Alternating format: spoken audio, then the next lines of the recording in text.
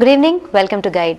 అన్ని పోటీ పరీక్షల్లో యాప్టిట్యూడ్ టెస్ట్ అనేది అనివార్యమైన ఈ వేళ కేవలం అంకెలు తెలిస్తే చాలు యాప్టిట్యూడ్ మీకు ఎంతో సులువని చెప్తున్నారు అనిల్ నాయర్ క్లాసెస్ డైరెక్టర్ అనిల్ నాయర్ గారు.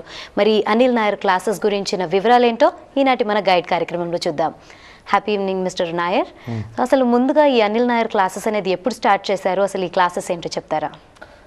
ఈ అనిల్ నాయర్ క్లాసెస్ స్టార్ట్ అవ్వడానికి ప్రైమరీగా 2 రీజన్స్ అండి. నేను ముందు ఒక సంస్థలో టీచర్గా ఉన్నాను. ఓకే. జూనియర్ ఎగ్జిక్యూటివ్గా స్టార్ట్ అయ్యి 5 ఇయర్స్లో నేను సౌత్ ఇండియా అకాడమిక్ హెడ్గా అయ్యాను.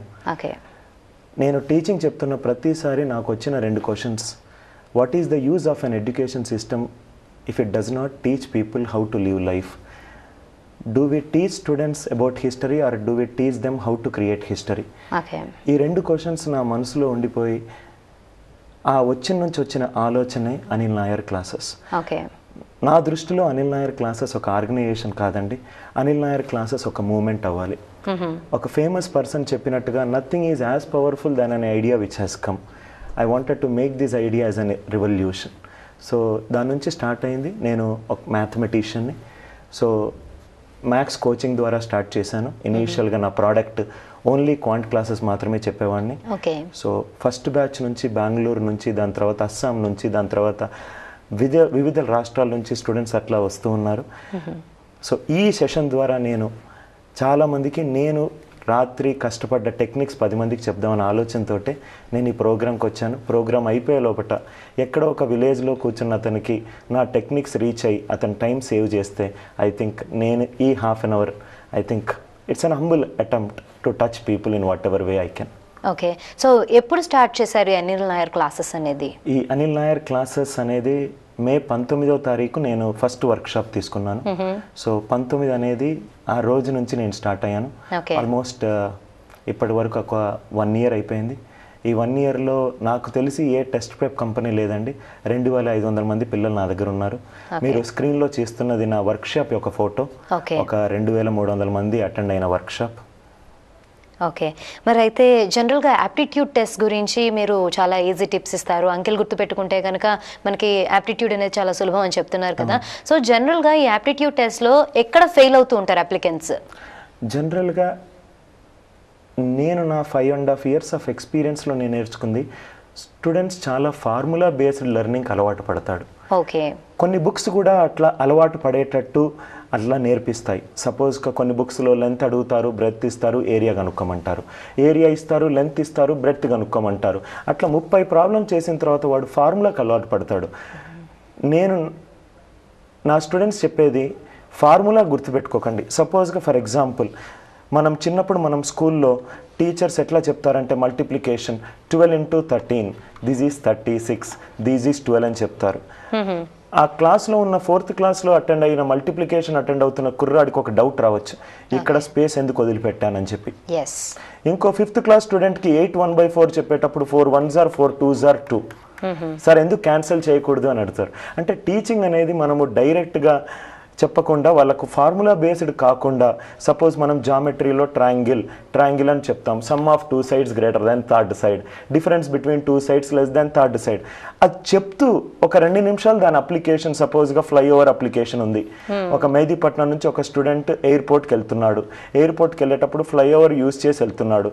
కానీ ఫ్లైఓవర్ యూజ్ చేసి వెళ్తున్నప్పుడు అతనేమనుకుంటాడంటే నేను తక్కువ టైంలో ఎయిర్పోర్ట్ చేరుతున్నాను అని అనుకుంటాడు. కానీ ట్రయాంగిల్ ప్రాపర్టీ ప్రకారము some of 2 sides is greater than third side. కానీ యాక్చువల్గా పెట్రోల్ కన్సంప్షన్ ఎక్కువ అవుతుంది. ఈ పరంగా మనము ఎప్పుడైతే మనము మ్యాథమెటిక్స్ని మ్యాథమెటిక్స్గా కాకుండా ఒక జాయ్ ఆఫ్ లెర్నింగ్గా చెప్పేటప్పుడు, నేను టీచర్గా బిలీవ్ చేసేది, ఒక టీచర్ క్లాస్ చెప్పేటప్పుడు if you can make a student like the subject and if that student loves the teacher, learning the subject is never difficult.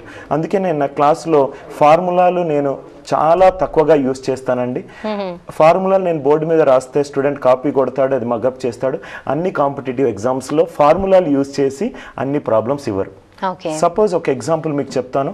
ఇది వెరీ రీసెంట్లీ నేను ఒక కాలేజ్లో క్యాంపస్ ప్లేస్మెంట్ తీసుకునేటప్పుడు టీసీఎస్లో ఈ క్వశ్చన్ అడిగారు. 31x + 30y + 29z = 366. x + y + z = ఎంత? దీనికి options ఆ పేపర్లో ఇలా ఉన్నాయి, 9, 10, 11, 12. చాలామంది స్టూడెంట్స్ ఈ క్వశ్చన్స్ని అటెంప్టే చేయలేదు, ఎందుకంటే 3 వేరియబుల్స్ ఉన్నాయి, భయపడ్డారు. సపోజ్ నేనే కనుక ఈ ప్రాబ్లమ్ సాల్వ్ చేస్తే ఎలా సాల్వ్ చేస్తానంటే, కొన్ని మంత్స్లో 31 డేస్ ఉన్నాయి, కొన్ని మంత్స్లో 30 డేస్ ఉన్నాయి, ఒక మంత్లో 29 డేస్ ఉంది. ఒక మంత్లో 29 డేస్ ఉంటే అది లీప్ ఇయర్. లీప్ ఇయర్లో టోటల్ 366 డేస్ ఉన్నాయి.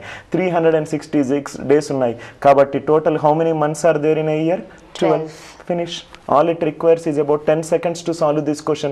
ఎవరైనా x అయినా అడిగితే x × 31 అంటే ఎన్ని మంత్స్లో 31 డేస్ ఉన్నాయి? January, March, May, July, August, October, December. y corresponds to that month's 30 days, that is 1 here. So ఈ క్వశ్చన్ ద్వారా ఫిబ్రవరి 29 డేస్ ఉన్నాయని ఒక కాన్సెప్ట్ చెప్పొచ్చు, సంవత్సరానికి 366 రోజులు అది లీప్ ఇయర్ అవుతాయని చెప్పొచ్చు, ఎన్ని మంత్స్ ఉన్నాయి ఒకే క్వశ్చన్ ద్వారా 10 కాన్సెప్ట్ చెప్పొచ్చండి. ఓకే. సో ఇట్లా ప్రాబ్లమ్ సాల్వ్ చేస్తే స్టూడెంట్స్ ఆటోమేటికల్గా సబ్జెక్ట్ని లవ్ చేస్తారండి. ఇక్కడ చూస్తున్న వ్యూవర్స్ కొంతమంది ఇంటర్మీడియట్ 10th తర్వాత ఇంటర్మీడియట్ బైపీసీ ఎందుకు తీసుకున్నారు? 8th, 9th, 10th క్లాస్లో వాళ్ళకు ఒక కరెక్ట్ మ్యాథ్స్ టీచర్ తగలలేదు, బయాలజీ టీచర్ చాలా ప్యాషనెట్గా చెప్పాడు కాబట్టి ఇంటర్మీడియట్ తీసుకున్నారు. ఒక స్టూడెంట్ యొక్క కెరీర్ చెప్పే టీచర్ మీద చాలా వరకు ఆధారపడి ఉందండి. సో యాప్టిట్యూడ్ అనేది మీరు మ్యాథమెటిక్స్ అయినా ఏ ఎగ్జామ్లో కూడా ఏ ఎగ్జామ్ సృష్టికర్త, నేను ఇప్పటివరకు ఒక 50,000 క్వశ్చన్స్ క్రియేట్ చేశాను. నేను ఆ ఎగ్జామినర్ సైకాలజీతో చెప్తున్నానండి. ఏ స్కూల్లో కూడా, బిజినెస్ స్కూల్ కానివ్వండి, బ్యాంక్ ఎగ్జామ్స్లో ఎవరు కూడా రామానుజం మనవాళ్ళు కావాలని ఎవరు కోరుకోవట్లేదు, మ్యాథమెటిక్స్ గొప్పగా కావాలని ఎవరు కోరట్లేదు. 20 నిమిషాలు టైం ఇచ్చినప్పుడు 20 క్వశ్చన్లలో నువ్వు ఎంతవరకు నీ యాప్టిట్యూడ్ యూజ్ చేస్తావు. యాప్టిట్యూడ్ అనేది ఒక మెంటల్ ఎబిలిటీ అండి, అది ఒక ప్రాబబ్లీ అది ఫార్ములా బేస్డ్ ఎబిలిటీ కాదు, అది ఒక మెంటల్ ఎబిలిటీ. ఒక క్వశ్చన్ చూడంగానే మ్యాథ్స్ ఎందుకు అడుగుతారు? యాక్చువల్గా మ్యాథ్స్ ద్వారా మీ యొక్క మైండ్ పవర్ తెలుస్తుంది కాబట్టి. సో ఇట్లా సాల్వ్ చేయడం నేర్చుకోవాలండి. ఓకే. సో జనరల్గా మనం చూస్తూ ఉంటే కూడా యాప్టిట్యూడ్స్లో స్క్వేర్స్ అండ్ క్యూబ్స్ వచ్చినప్పుడు చాలా తడబడుతూ ఉంటారు, అండ్ టైం కూడా చాలా లిమిటెడ్గా ఉంటుంది కాబట్టి ఎక్కువ సాల్వ్ చేయడానికి వాళ్ళకి కుదరకుండా ఉంటుంది కదా. సో అలాంటి వాళ్ళకి మీరు ఏమైనా ఈజీ టిప్స్ ఏమైనా ఇస్తారా? ఇప్పుడు చూడండి, మీరు ఒక కాన్సెప్ట్ అడిగారు, ఆ కాన్సెప్ట్ ఇక్కడ ఎక్స్ప్లెయిన్ చేస్తున్నాను. జనరల్గా 996 హోల్ స్క్వేర్ 996 హోల్ స్క్వేర్ కనుక్కోవాలి. జనరల్గా చాలా టెక్స్ట్ బుక్స్లో ఎలా ఉంటుందంటే దీనిని చాలా రకాలుగా చేయొచ్చు. సపోజ్ నేనైతే ఎలా సాల్వ్ చేస్తానో చూడండి. a² - b² = a - b × a + b. ఇది 6th క్లాస్ ఎన్సీఆర్టీ, ఐసిఎస్సి అన్ని టెక్స్ట్ బుక్స్లో ఫార్ములా ఉంటుంది. కానీ చాలామంది స్టూడెంట్స్కి దీని అప్లికేషన్ తెలియదు. ఈ అప్లికేషన్ ఏంటో ఒకసారి ఇక్కడ చూద్దాం. సపోజ్ 996 హోల్ స్క్వేర్ ఇక్కడ ఉంది. 996 అనేది ఏ వాల్యూ? 996 అనేది ఏ వాల్యూ? 996 ఏ పవర్ ఆఫ్ 10కి దగ్గరగా ఉంది, 1000కి దగ్గరగా ఉంది కాబట్టి 10³ బేస్. ఏ అనేది 996, b is nothing but the difference between 996 and 1000. 996 1000, what is the difference? 4. 996 - 4 into 996 + 4 + 4². 992 into 3 zeros + 16. 992016. ఇది చాలా ఈజీ. సపోజ్గా చూస్తున్న వ్యూవర్ ఒకసారి క్వశ్చన్ ట్రై చేయండి. 88 హోల్ స్క్వేర్. 88 దేనికి దగ్గరగా ఉంది? 100కి దగ్గరగా ఉంది. 88 - 12 into 88 + 12 + 12². 88 - 12 is 76. 76 into 100 + 144. 77 44. 91 whole square is 82 81. ఎప్పుడైతే ఒక స్టూడెంట్ ఈ కాన్సెప్ట్ నేర్చుకొని ఒక 5 minutes సాల్వ్ చేశాడో ఇంకెప్పుడు మర్చిపోడండి. సపోజ్గా ఇంటికి వెళ్తూ ఉంటే కార్ ప్లేట్ నెంబర్ చూశాడు, కార్ ప్లేట్ నెంబర్ చూసి ఆటోమేటికల్గా స్క్వేర్ కనుక్కుంటాడు, క్యూబ్ కనుక్కుంటాడు, 14 క్యూబ్ కనుక్కుంటాడు. ఆ క్యూరియాసిటీ ఒక టీచర్ డెవలప్ చేయాలండి. ఓకే. సో అయితే అంటే ఈ మోడ్ ఆఫ్ టీచింగ్ని ఏమంటారు మీరు? జనరల్గా నేను పర్సనల్గా బిలీవ్ చేసేది, ఏ ఒక్కరూ ఇంకోళ్ళకి టీచింగ్ చెప్పలేరండి. మనం ఎట్లా మదర్ టంగ్ నేర్చుకున్నాం? ఒకరు చెప్తే మనం నేర్చుకోలేదు. ఐ థింక్ ఒక టీచర్గా మనము ఒక స్టూడెంట్స్కి ఇచ్చేది ఒక ఎన్విరాన్మెంటే అండి. ఆ ఎన్విరాన్మెంట్లో ఒక క్యూరియాసిటీ మనం పెంచుతాం. అందుకే నేను ఇండియన్ ఎడ్యుకేషన్ సిస్టమ్ కాకుండా ఇండియన్ ఎగ్జామినేషన్ సిస్టమ్ గుండా వెళ్తుందనేది ఒకటి. కాబట్టి నా ఇన్స్టిట్యూట్ ద్వారా ఒక పాత్ క్రియేట్ చేద్దామని నేను ఈ సెషన్ చూస్తున్న అందరు టీచర్స్ కూడా ఈ సెషన్ ద్వారా ఒక రిక్వెస్ట్ చేయాలనుకుంటున్నాను. మీరు క్లాస్ రూమ్లోకి వెళ్ళి Thomas Alva Edison discovered electric bulb అని ఖచ్చితంగా చెప్పండి. ఎందుకంటే అది 1 మార్క్ క్వశ్చన్, ఖచ్చితంగా చెప్పాలి. అలా చెప్తూ ఒక 5 నిమిషాలు ఎక్స్ట్రా ఇన్వెస్ట్ చేసి థామస్ ఆల్వా ఎడిసన్ కొన్ని వేల సార్లు ఫెయిల్ అయ్యాడు, బల్బ్ డిస్కవర్ చేస్తూ కొన్ని వేల సార్లు ఫెయిల్ అయ్యాడని చెప్తే ఎక్కడో ఒక స్టూడెంట్ ఒక సబ్జెక్ట్లో ఫెయిల్ అయిన వాడు లాస్ట్ బెంచ్లో కూర్చొని పక్కవాడిని చూస్తూ ఎడిసన్ కొన్ని వేల సార్లు ఫెయిల్ అయ్యాడు, నేను ఒకే సబ్జెక్ట్లో ఫెయిల్ అయ్యాను, నేను లైఫ్లో గొప్పవాడు అవుతాను అనేది. ఆల్ ఇట్ రిక్వైర్స్ మనం ఒక స్టూడెంట్ని చేంజ్ చేయడానికి ఒక వర్డ్, ఒక అడ్వైస్, ఒక వార్నింగ్, ఒక సజెషన్, ఒక ప్యాట్ చాలండి. So think about it. I think introduce that motivation element in to the class. Okay, మరి అయితే యాప్టిట్యూడ్స్లో మరో కాన్సెప్ట్ దగ్గరికి వస్తే కనుక కాలము, దూరము, పని అంటే వర్క్, టైమ్ అండ్ డిస్టెన్స్ ఏదైతే ఉంటుందో ఆ విషయం అంటే దానికి రిలేటెడ్ క్వశ్చన్స్లో కూడా చాలా అభ్యర్థులు ఇబ్బంది పడుతూ ఉంటారు కదా, మరి అలాంటి వాళ్ళకి మీరు ఏమైనా టిప్స్ ఇస్తారా? టైమ్, స్పీడ్ అండ్ డిస్టెన్స్ నాకు తెలిసి చాలా ఈజీ కాన్సెప్ట్ అండి. Suppose for example first formula ఎట్లా గుర్తుపెట్టుకోవాలనుకుంటే, సపోజ్ చాలామంది మొబైల్స్ యూస్ చేస్తూ ఉంటారు. మొబైల్స్లో మనకు STD 1 రూపీ ఆఫర్ అని ఒకటి ఉంది. ఇది చూడండి, ఇదే ఫార్ములా అండి. Speed into time equivalent to distance, speed into time equivalent to distance. Suppose ఒక కాన్సెప్ట్ చూద్దాం మనం.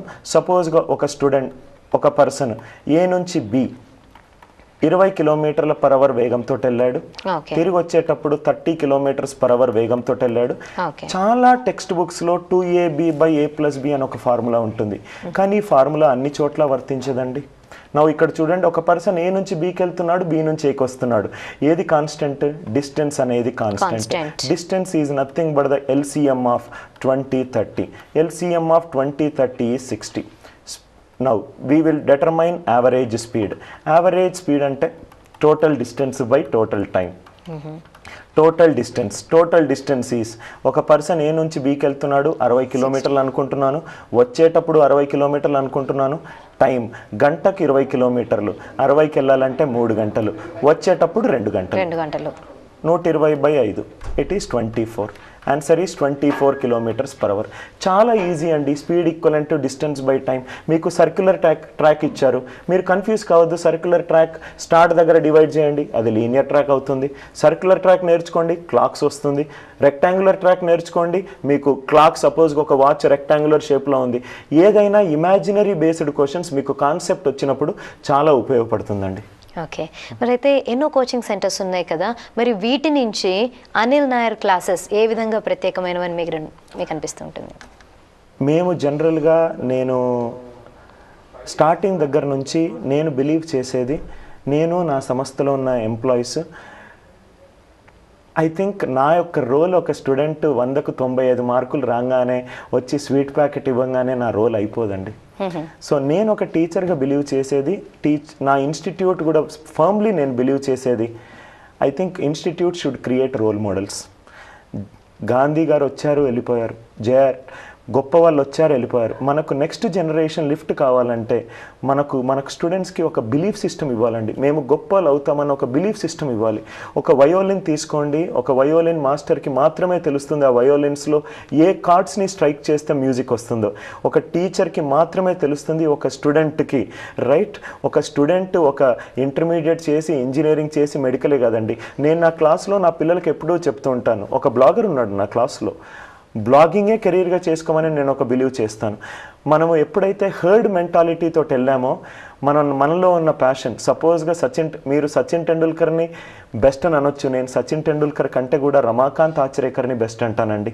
రమాకాంత్ ఆచ్రేకర్ అసలు గొప్పోడు అవుతాడో లేదో అనే వయసులో రమాకాంత్ ఆచ్రేకర్ అనే టీచర్ సచిన్ టెండూల్కర్ నువ్వు గొప్పోడు అవుతావని చెప్పి పగలు రాత్రి అతని కోచింగ్ చెప్పాడు. చాలామంది PT ఉషాని గొప్ప అథ్లెట్ అనుకోవచ్చు, నా దృష్టిలో OM నంబియార్ PT ఉషా కంటే గొప్పోడు.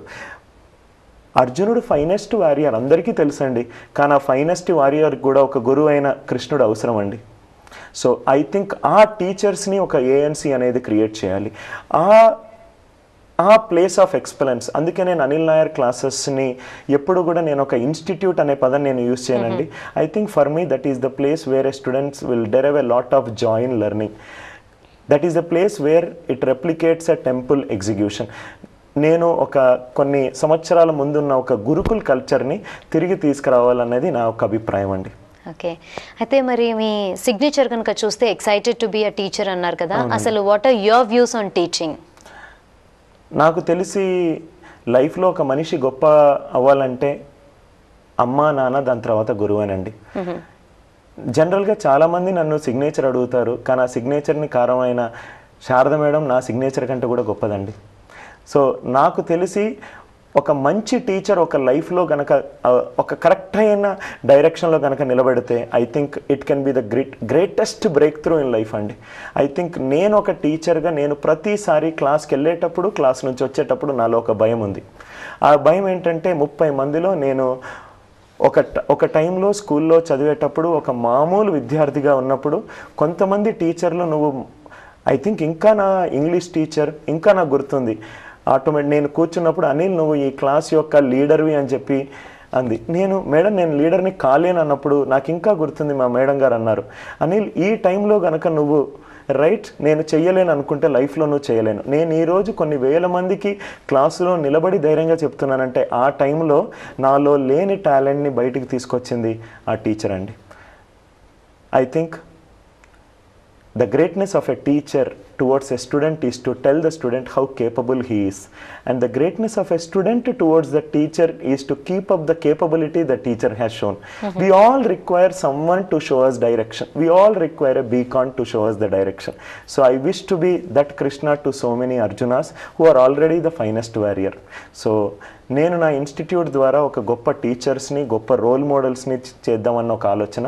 అందుకే నేను ఒక టీచర్ అయింది, ఒక స్టూడెంట్ సూసైడ్ చేసుకొని 10th క్లాస్లో ఫెయిల్ అయ్యి ఫెయిల్ అవ్వడం లైఫ్లో ఒక భాగమే అని తెలియలేక ఒక అమ్మాయి సూసైడ్ చేసుకుంది.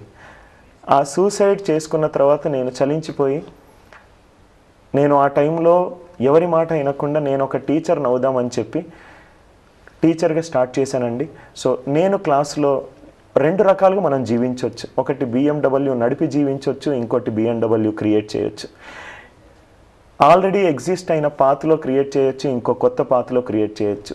I think path finders are really the path breakers. So I want to break a path and I want to create a new path in education. అందుకే నా signature excited to be a teacher అండి.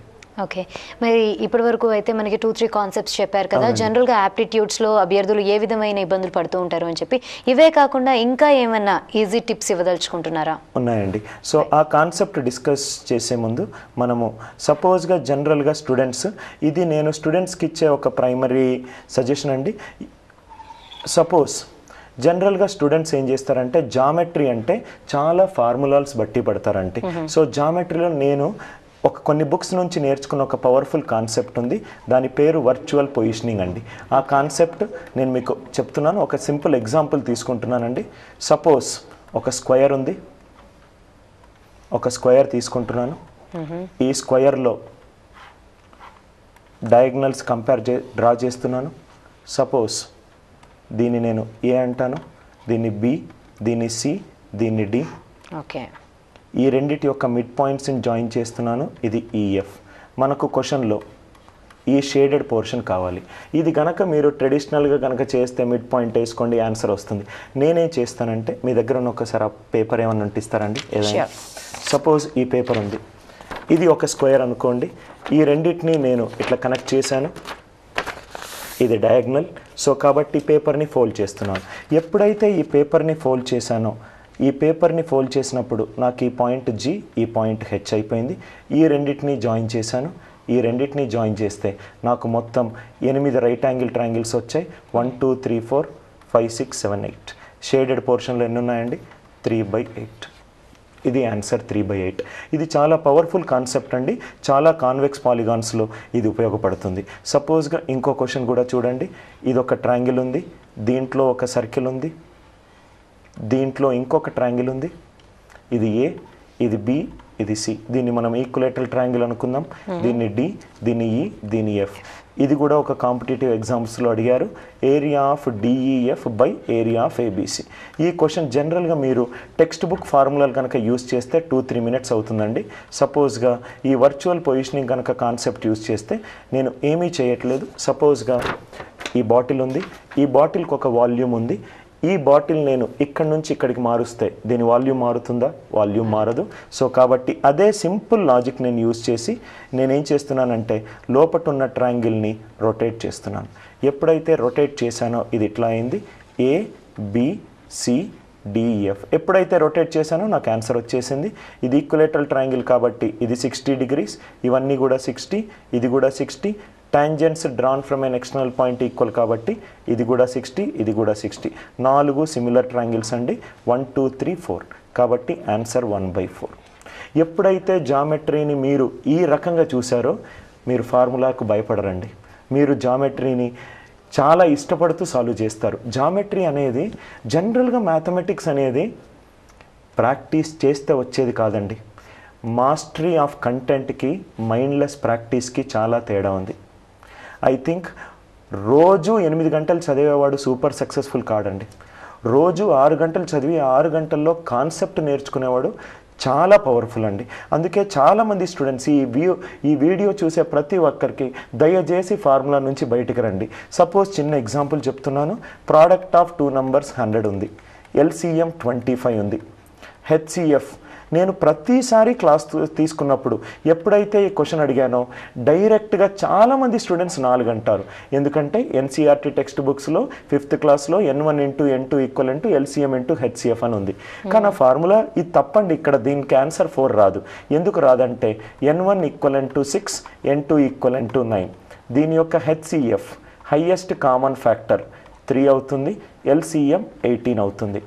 So కాబట్టి teachers కూడా ఏం చేస్తారంటే ఫార్ములాలు చెప్తారు, 6 × 9 = 3 × 18. కానీ ఇక్కడ చూడండి, 3 ఈజ్ అ ఫ్యాక్టర్ ఆఫ్ 6. 3 అనేది 6ని డివైడ్ చేస్తుంది, 6 అనేది 18ని డివైడ్ చేస్తుంది. కాబట్టి 3 కూడా 18ని డివైడ్ చేస్తుంది. అంటే HCF అనేది LCMని డివైడ్ చేస్తుంది.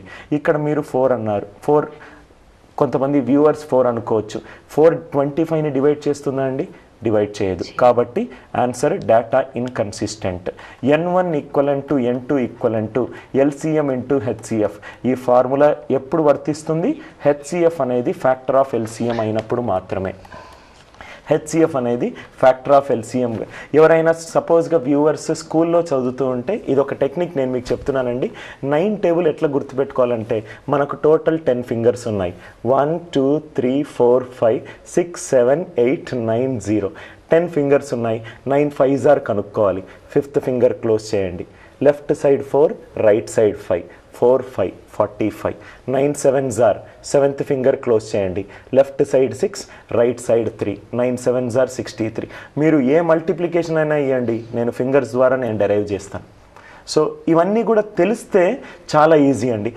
తెలియకపోతే మ్యాథ్సే కాదు ఏ విషయమైనా కానీ ఇగ్నోరెన్స్ గనక ఉంటే రైట్ ఆ కాన్సెప్ట్ డిఫికల్ట్ అవుతుంది.